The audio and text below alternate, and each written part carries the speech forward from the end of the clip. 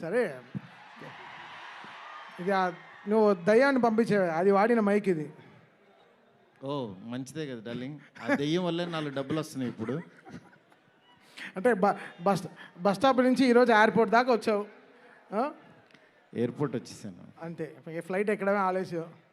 Flight ఎక్కి తిరిగేసి కూడా వచ్చేసాను. సక్సెస్ ఫ్లైట్ ఎక్కిస్తున్నావా లేదా మమ్మల్ని? అది నీ చేతుల్లోనే ఉంది, నువ్వే కొడుతున్నావు అక్కడ. నా పని అయిపోయింది. నువ్వు ఎంత బాగా కొడితే. డార్లింగ్ చూడండి డార్లింగ్, అసలు ఫస్ట్ రోజు నుంచి ఈ మాట మీదే ఉన్నాడు. సరే మాట్లాడు, చెప్పు డార్లింగ్. నీ వెనక్కే నేను. చాలా మాట్లాడాలనుంది, చాలా చెప్పాలనుంది, కాకపోతే అన్నీ చెప్పు డార్లింగ్. నేను వెయిట్ చేస్తా. నీకు చాలా కామెడీగా ఉంది డార్లింగ్. మన అంతే కదా darling. Anyway thank you so much. First of all రెబల్స్కి చాలా చాలా థ్యాంక్స్. ఎందుకంటే నేను తీసిన సినిమాని బిగినింగ్ నుంచి నన్ను ఎంకరేజ్ చేస్తూ ఇంత దూరం తీసుకొచ్చారు. అసలు ఈ సినిమా, ఈ మూమెంటు, ఈ ఈవెంటు ఇక్కడికి వస్తాను అని అనుకుంటున్నానంటే కారణం ఇద్దరే. ఒకళ్ళు నా కింగ్ సైజ్ కట్అవుటు రెబల్ స్టార్, అట్లాగే ఈ సినిమాని మేమెంత ప్రేమించినా సరే వెనకడుగు వేయకుండా మమ్మల్ని నడిపించిన వ్యక్తి విశ్వ సార్. మీకు ఎప్పటికీ రుణపడి ఉంటాను సార్. ఎందుకనంటే ఆయన లైఫ్ పెట్టేశారు ఈ సినిమాకి.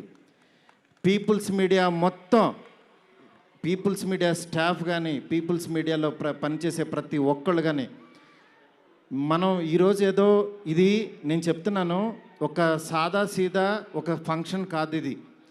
దీని వెనకాల చాలా చాలా కష్టం ఉంది, అంత ఈజీ కాదు. మేము ఒక రెబల్ స్టార్ని తీసుకుని వచ్చి, ప్రభాస్ గారిని తీసుకుని వచ్చి భోజనం పెట్టి పంపించేసే అలాంటి సినిమా తీయలేదు ఇది. ఆయన్ని తెచ్చుకున్నప్పుడు అలాంటి ఆ రేంజ్ ఫుడ్డే పెట్టాలని ఫిక్స్ అయ్యాం. అందుకని మీకు నేను చెప్తున్నాను, థియేటర్కి వచ్చిన వాళ్ళకి మాత్రం 100% ఎంత ఎఫర్ట్ పెట్టామో మీకు కళ్ళకు కనపడుతుంది.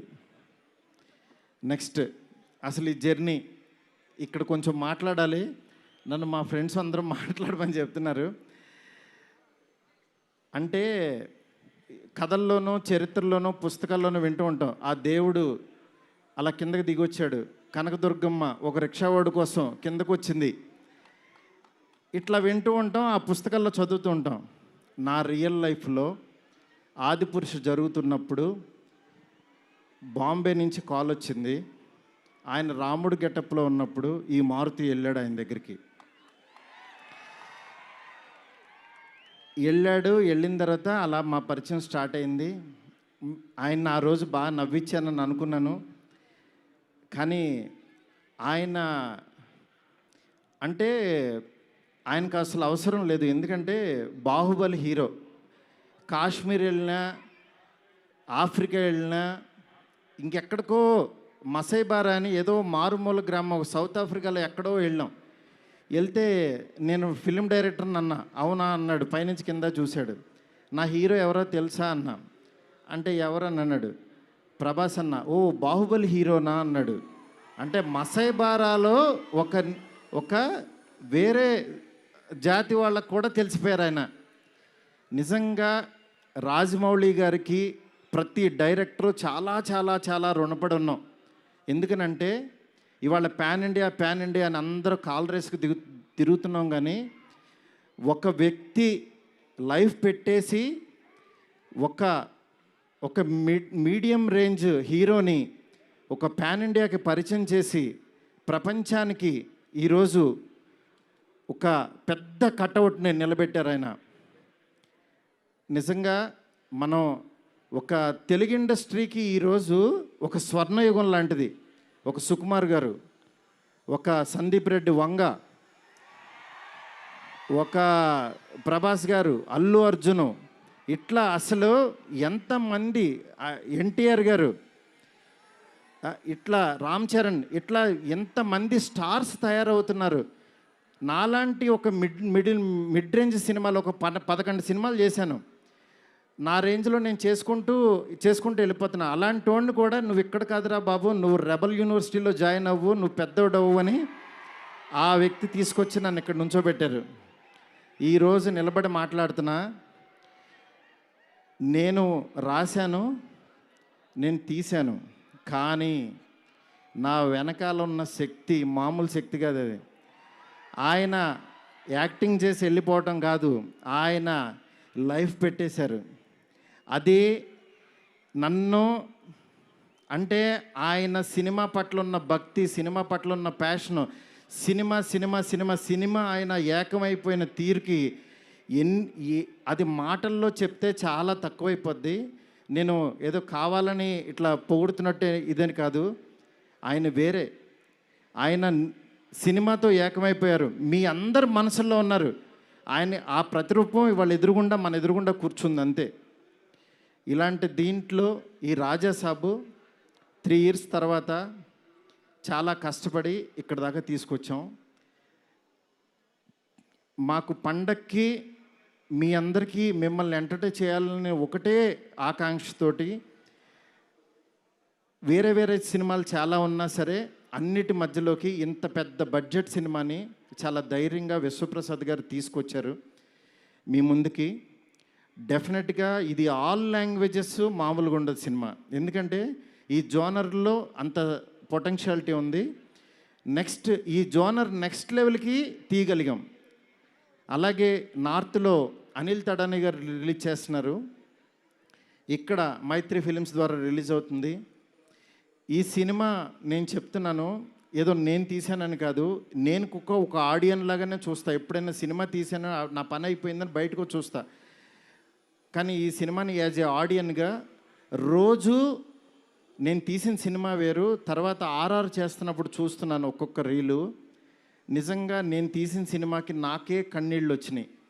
ఆయన పెర్ఫార్మెన్స్ చూసి ఫస్ట్ రీల్లోనే నేనే కూర్చుని ఏడ్చా. ఆయనకి మనోడు అలెక్సా లైట్స్ ఆఫ్ అని అంటాడు, అన్న తర్వాత నేను ఏడుస్తున్న సంగతి ఎవరికి తెలీదు. నిజంగా అంత గొప్ప పెర్ఫార్మెన్స్ని ఈ సినిమా కోసం ప్రాణం పెట్టిన ప్రభాస్ గారికి ఎంతైనా రుణపడి ఉంటాను. డార్లింగ్, మాటల్లో చెప్పలేను డార్లింగ్, నాకు ఏడుపు వస్తుంది డార్లింగ్ మిమ్మల్ని చూస్తే.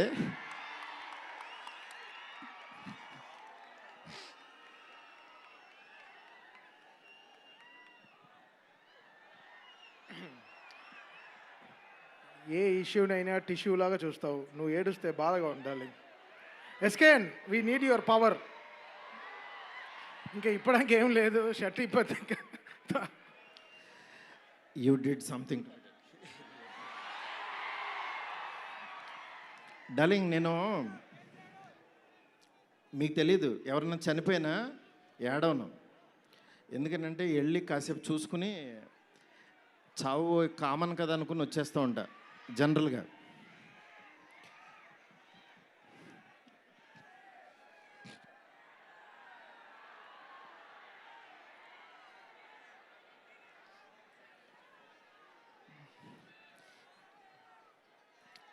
ఓకే, సారీ డార్లింగ్, ఎందుకంటే ఇది ఉండిపోయింది లోపల, ఇదంతా నా స్ట్రెస్.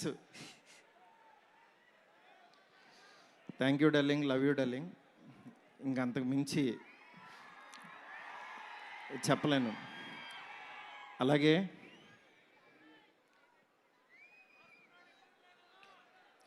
ఈ సినిమాకి మాలవిక, నిధి, రిధి ఒక్కళ్ళు కాదు, ప్రభాస్, సీనన్న, నెక్స్ట్ అట్లా ప్రతి ఒక్కళ్ళు చాలా ఎంత ఎఫర్ట్ పెట్టారు. Thank you so much. మీరు ఎదురుగుండా ఉంటే నా వల్ల కాదు.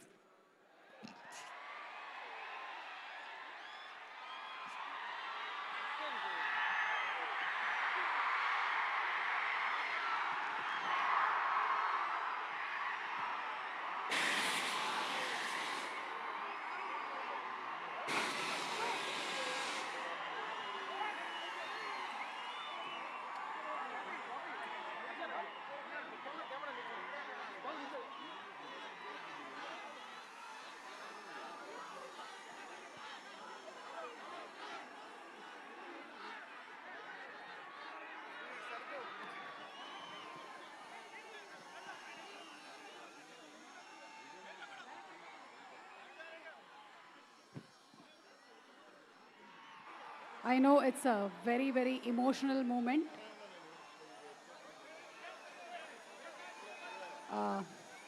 Maruti Garu, almost 3 years of journey, 3 years of friendship, 3 years of love. Thank 3 సంవత్సరాలు కష్టం బయటకు వచ్చింది.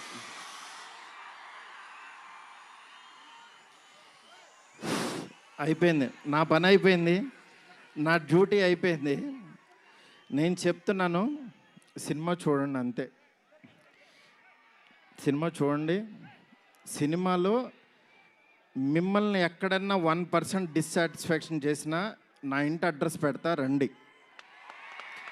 1% రెబల్స్ కానీ, ఫ్యాన్స్ కానీ, ఫ్యామిలీస్ కానీ, ఈయన్ని ప్రేమించే ఎవరైనా సరే మమ్మల్ని డిసప్పాయింట్ చేసావు మారుతి అని అంటే విల్లా నెంబర్ 17 గుర్తుపెట్టుకోండి, కొండాపూర్లో ఉంటుంది, కొల్లా లగ్జూరియా, అక్కడికి రండి. ఇన్ని రోజులు మట్టి నేను ఈయన ఫోటోని ఇట్లా చూపిస్తూ ఉన్నాను కదా, ఇప్పుడు ఈయన్నే చూపిస్తున్నా. Vishwa sir, please come sir. People media factory అధినేత టీజీ విశ్వప్రసాద్ గారికి గట్టిగా చప్పట్లతో ఆహ్వానం పలుకుదాము. Raja Saab he is the man, producer. He is the man. మీరు చూస్తున్నారు ఈయన ఎంత ఎఫర్ట్ పెట్టారు. Thank you so much, thank you so much. And sorry, మిమ్మల్ని నవ్వించాలని అనుకున్నాను, నేను ఏడ్చాను ఇక్కడ. ఫస్ట్ టైము నేను సినిమా అంతా నవ్వించాడు డార్లింగ్. నేను ఎప్పుడు ఫస్ట్ సినిమా తీసినప్పుడు కూడా ఆడవలేదు, కానీ ఈ సినిమా మాత్రం thank you darling, love you darling. అలాగే నాకు సపోర్ట్ చేసిన నా ఫ్యామిలీ, నా వైఫ్ స్పందన, అలాగే నా పిల్లలు హియా, కేదార్, నీత, నెక్స్ట్ నా డైరెక్షన్ డిపార్ట్మెంట్, నా సైనికులు చచ్చిపోయారు ఒక్కొక్కళ్ళు. నేను అందరినీ సక్సెస్ మీట్లో ఒక్కొక్కళ్ళని పరిచయం చేస్తా. ఇక్కడ పనిచేసిన డిఓపి కానీ, ఆర్ట్ కానీ, ప్రతి ఒక్కళ్ళకి పేరు పేరున చాలా థ్యాంక్స్. ఎవరన్నా మర్చిపోతే క్షమించండి, నాకు ఇప్పుడు మాటలు రావు. Thank you so much. Thank you సుమ్ గారు. Thank you so much Maruthi గారు. అండ్ జస్ట్ ఒక్కసారి అందరినీ ఒక్కసారి జస్ట్ ఒకటే